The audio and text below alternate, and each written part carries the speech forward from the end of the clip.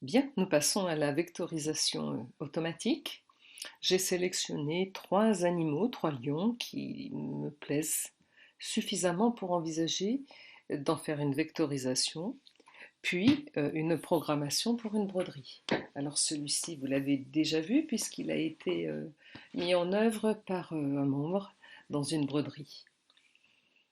Il est intéressant. Il est particulièrement intéressant pour des débutants parce qu'on constate que toutes les surfaces sont bien séparées.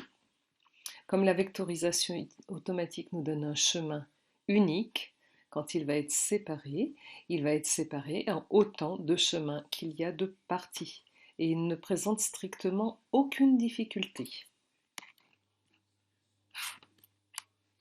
Je vais passer au lion suivant. Voilà, le lion 2 est relativement simple lui aussi.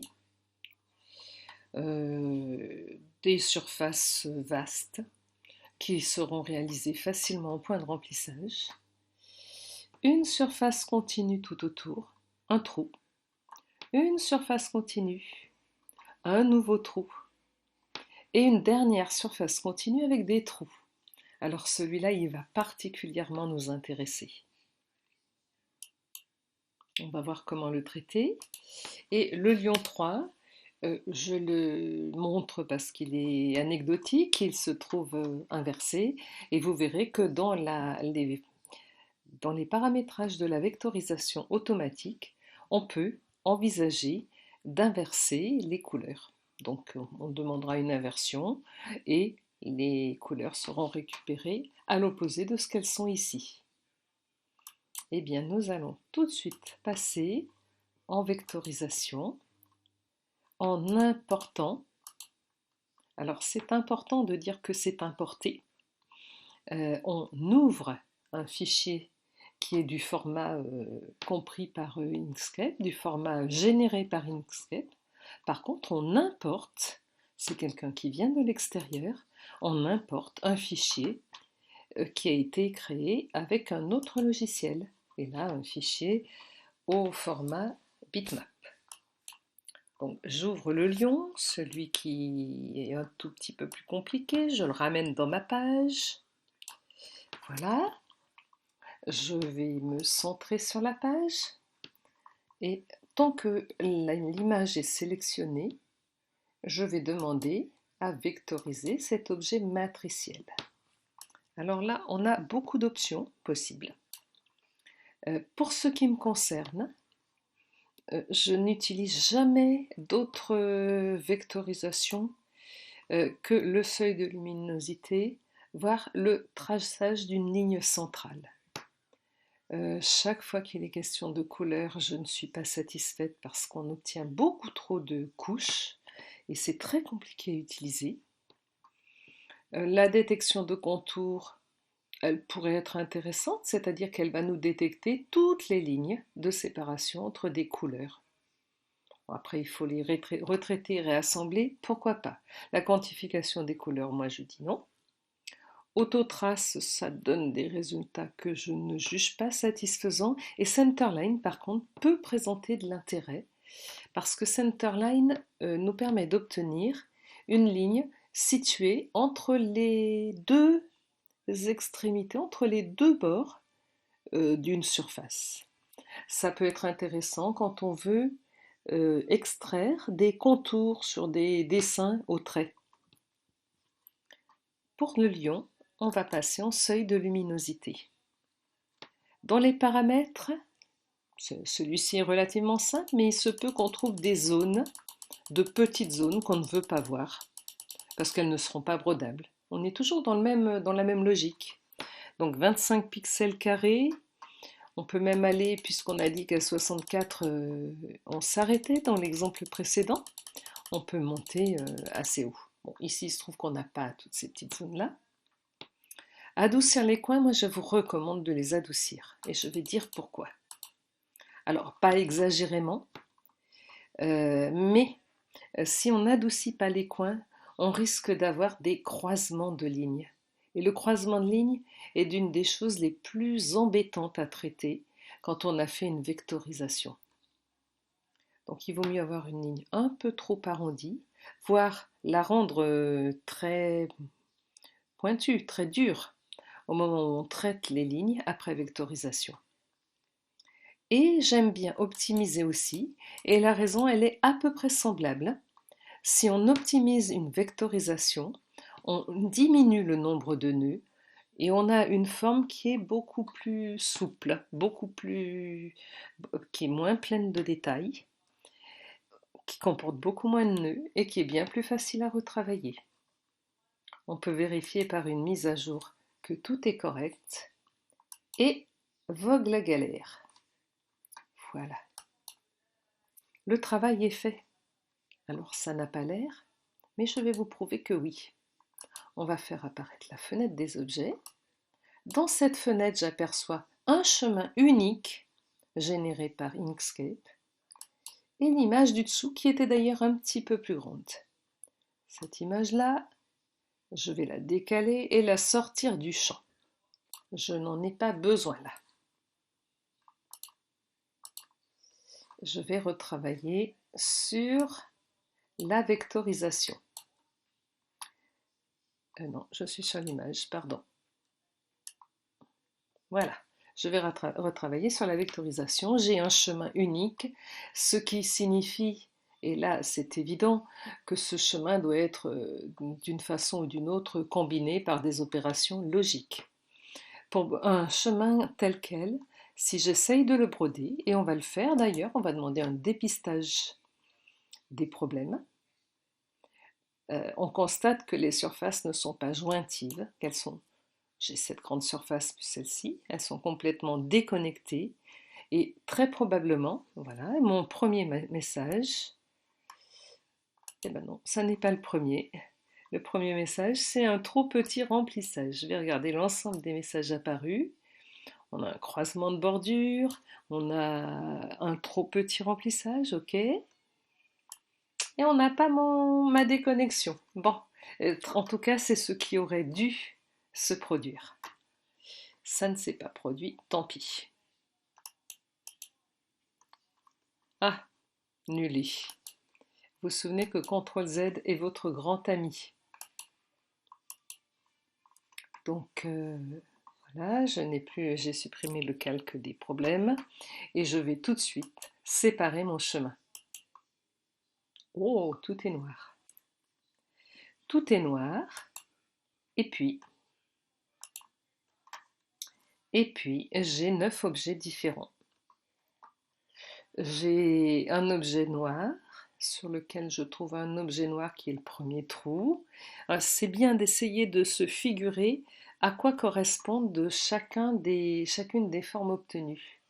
Donc le grand objet noir, le plus petit, c'est le trou de l'intérieur. Et moi j'aimerais que ces deux-là ne fassent qu'un, que la surface externe et le trou ne fassent qu'un seul chemin, ne définissent qu'une seule surface. Ensuite, je viendrai m'occuper de cette surface-là, qui est donc entre ces deux objets-là. Mon exemple est facile, c'est parfois beaucoup plus difficile.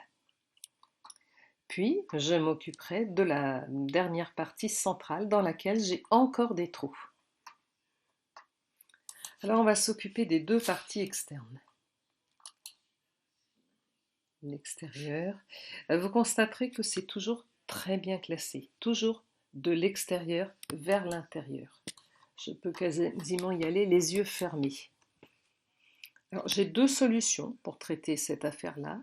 Soit je combine les chemins, voilà, et j'obtiens ce que je voulais, un chemin unique, avec délimité par l'extérieur et par l'intérieur du trou. On va passer au suivant et j'utiliserai une autre méthode. Voilà, donc là il s'agit d'obtenir cette surface-là. Je vais exclure la partie intérieure, ce qui fonctionne bien également. Et puis je m'en vais sur les derniers chemins là. Je n'ai pas les deux yeux, je n'ai pas l'intérieur de la mâchoire de chaque côté. Donc je dois avoir, il faut que je sélectionne ce chemin extérieur et les 4 à l'intérieur. 1, 2, 3, 4. Voilà. Et je vais y aller par une exclusion. Voilà. Donc tout ça, maintenant, hein, c'est finalement mon lion. Je vais même grouper tout ça. Voilà. Et c'est le lion.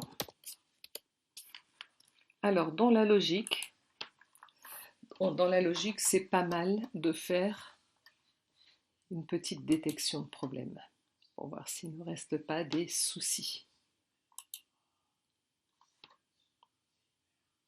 Eh bien, j'ai beaucoup de chance parce que tout fonctionne bien. Mais attention, le conseil que j'ai donné là sur la simplification, sur le dernier paramètre, est important à prendre en compte. Voilà, là j'ai terminé. Il me resterait à paramétrer chemin par chemin pour expliquer ce que je souhaite comme type de remplissage.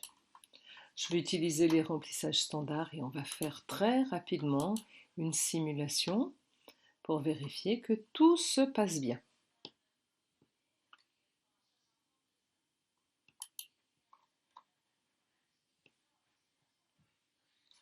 Alors la simulation peut être longue.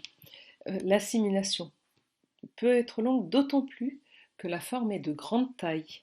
Pendant la simulation, l'ordinateur doit déjà calculer tous les points qui vont être exécutés. Alors, il y a deux solutions. Soit on demande une simulation qui peut être réaliste avec un aperçu des points, soit on demande une visualisation du plan de broderie. Mais ça demandera de toute façon un certain temps puisqu'il y a énormément de calculs. Donc c'est une forme qui va se réaliser très bien.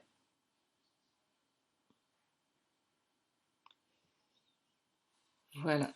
Donc la vectorisation automatique, ça marche pas mal, mais c'est pas toujours la panacée.